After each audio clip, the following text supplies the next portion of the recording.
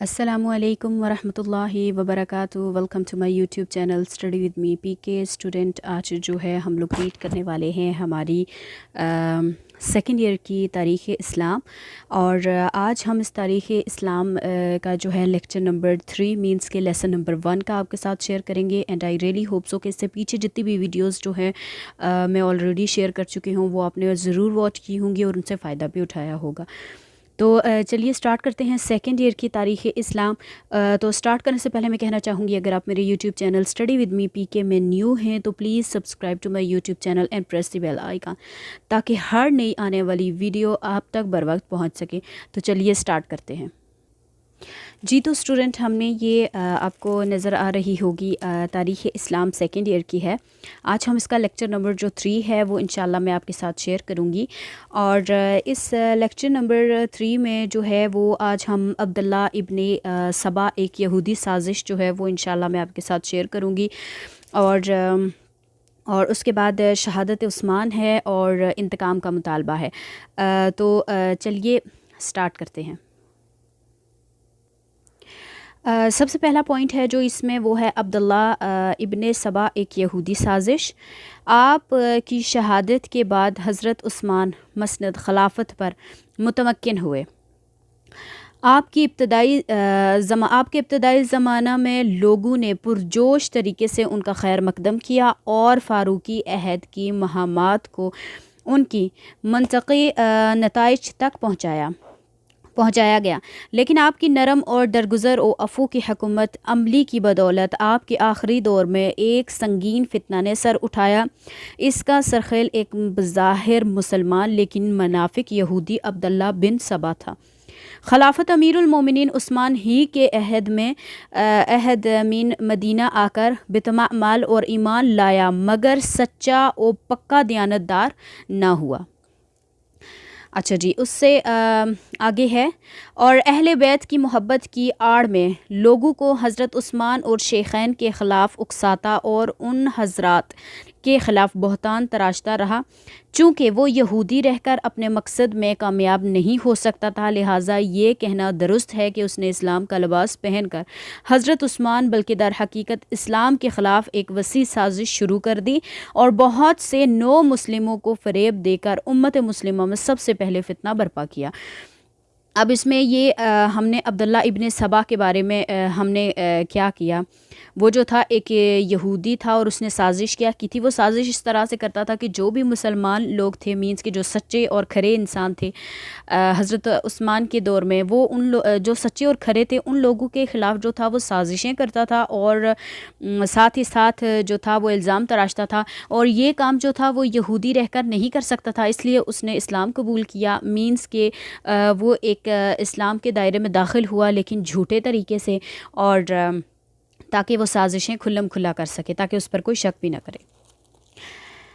अच्छा जी, आगे है शहादत उस्मान। अब मैं आपको ये भी बताना चाहूँगी कि बहुत सारे स्टूडेंट कहते हैं कि मैम हमें साथ में जो है शार्ट क्वेश्चन के आंसर्स भी दें।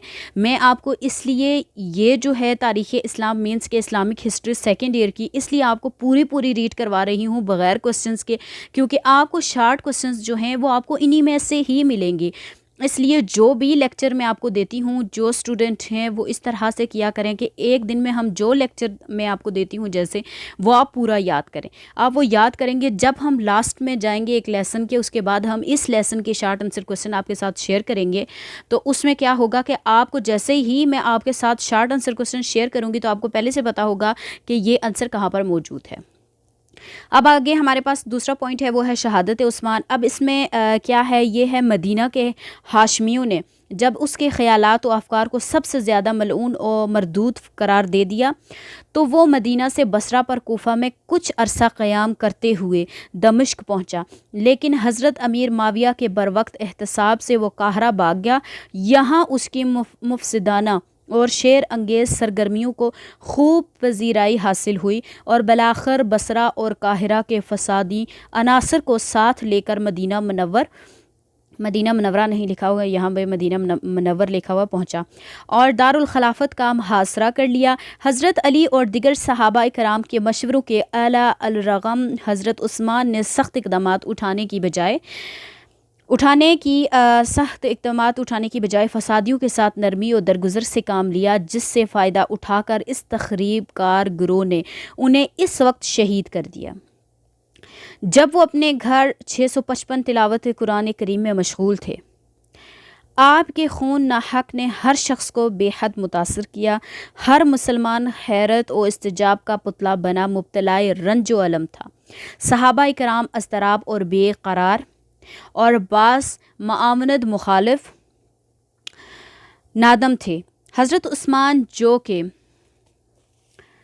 ام المومنین حضرت عائشہ صدیقہ کی نظر میں دھیلے ہوئے کپڑے کی مانند پاک اور صاف تھے، مینس کے دھلے ہوئے، یہاں پہ دھیلے ہوئے لکھا ہوا ہے انہوں نے، مینس کہ جس طرح سے آپ ایک کپڑے کو دھو کر رکھتے ہیں اور وہ صاف اور پاک رہتا ہے، اسی طرح سے وہ بھی حضرت عائشہ کی نظر میں اسی طرح سے دھلے اور مینس کے پاک و صاف تھے کہ شہادت کے بعد حضرت حذیفہ کا تبصرہ کہ عثمان کی شہادت سے وہ رخنہ پیدا ہو گیا جسے پہاڑ بھی بند نہیں کر سکتا، بڑا ہی جامع مگر تلخ حقیقت کا آئینہ دار ہے۔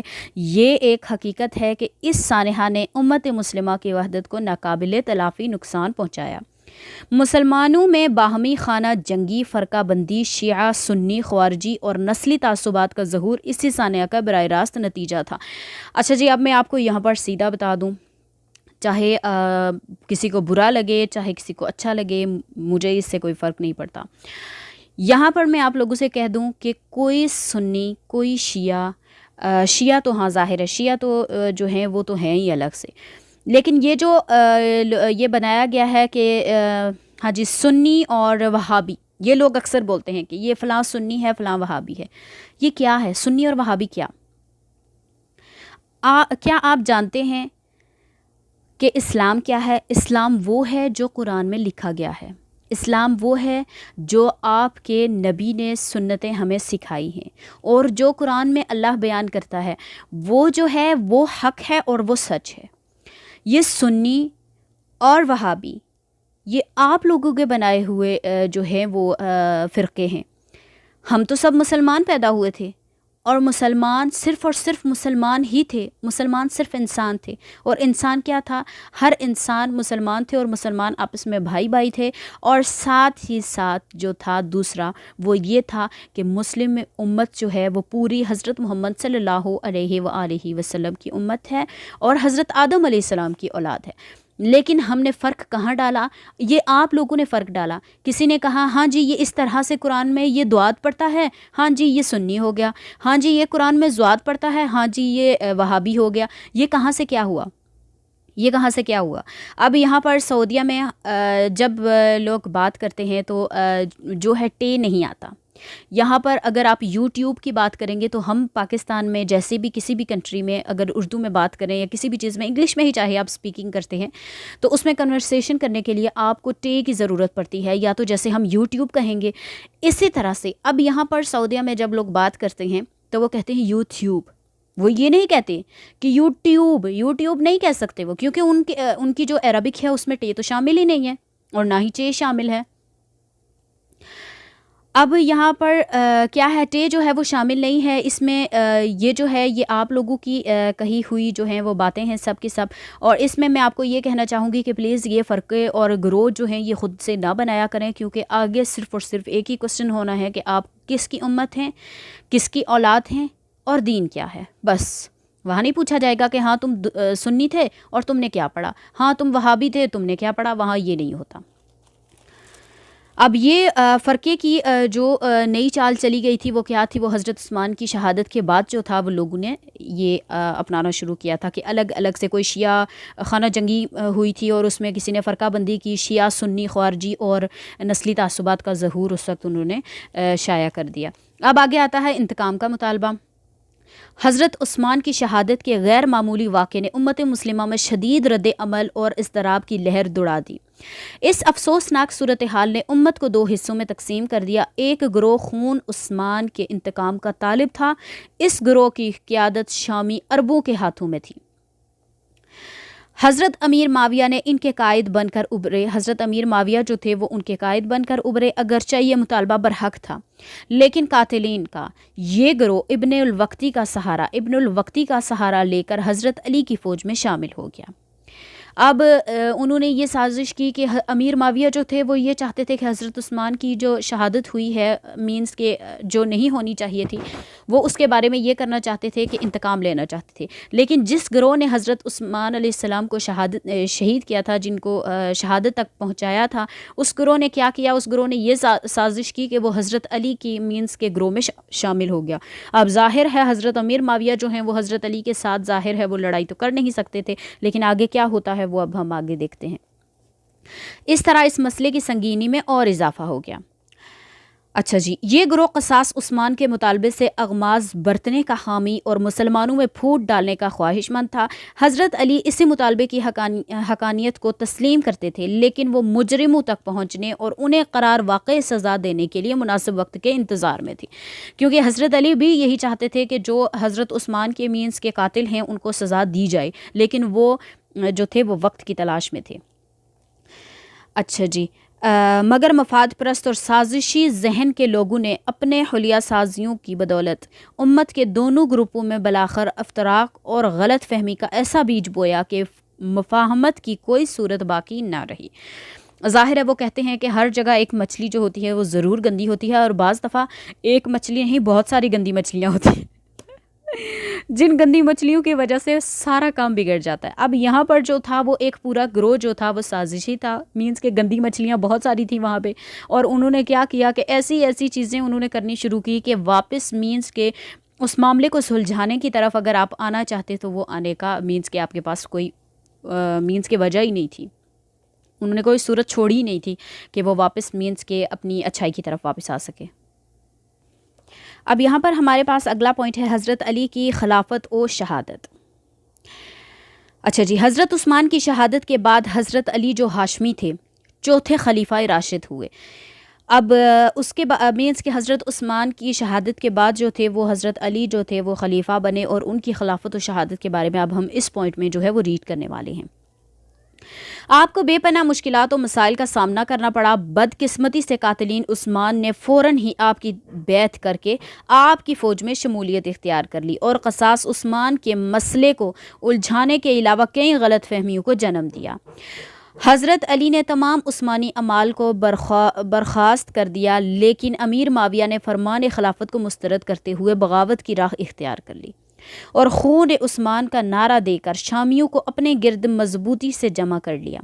نتیجتاً صفین کی خون ریز جنگ کا آغاز ہوا جو 657 کے آغاز میں ختم ہو گئی.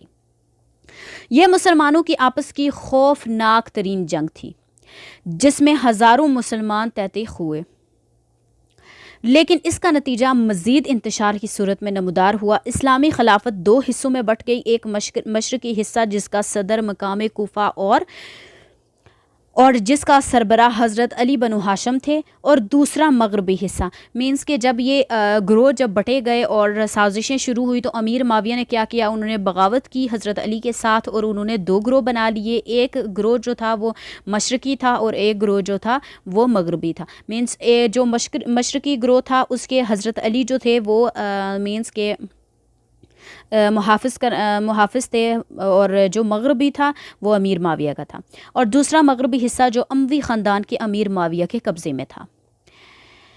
اچھا جی, اب جب آپ سے یہ کوسچن پوچھا جائے کہ مغربی جو تھا وہ حضرت عثمان کی شہادت کے بعد مغربی حصہ جو تھا وہ کس کا تھا اور کس طرح سے تھا, اس طرح سے آپ نے یہ آنسر دینا ہے کہ اسلامی خلافت جو تھی وہ دو حصوں میں بٹ گئی تھی. اس طرح سے جو ہے وہ مغربی حصہ وہ اموی خاندان کے امیر معاویہ کے قبضے میں تھا. اس قومی خلفۂ شار سے عہد و برا ہونے کے لیے خوارجی فرقہ نے ایک عجیب و غریب راہ تلاش کی. انہوں نے فیصلہ کیا کہ حضرت علی, حضرت معاویہ اور عمرو بن العاص کو بیک وقت قتل کر دیا جائے. اس کے لیے انہوں نے 12 رمضان المبارک مینس کے 12 رمضان المبارک 661 اینڈ 40 ہجری کی تاریخ مقرر کی, اور پروگرام کے مطابق نماز فجر کے وقت कार्रवाई का आगाज़ किया। हज़रत अली जब कुफा की जामे मस्जिद में नमाज़ पढ़ाने के लिए पढ़ाने गए तो उन्हें शहीद कर दिया गया। इसी तरह अली उल सब हज़रत माविया पर भी हमला किया गया, मगर वो मामूली तौर पर ज़ख्मी हुए और बचे रहे, मीन्स कि वो बच गए। हज़रत उमर बिन अल-आस किसी बिना पर नमाज़ पढ़ने को ना आ सके, लिहाजा उनका नायब गलत फहमी की बिना पर शहीद कर दिया गया। हज़रत अली की शहादत और इमाम हसन की दस्तबरदारी के बाद अमवी खिलाफत का इफ्तिताह हुआ।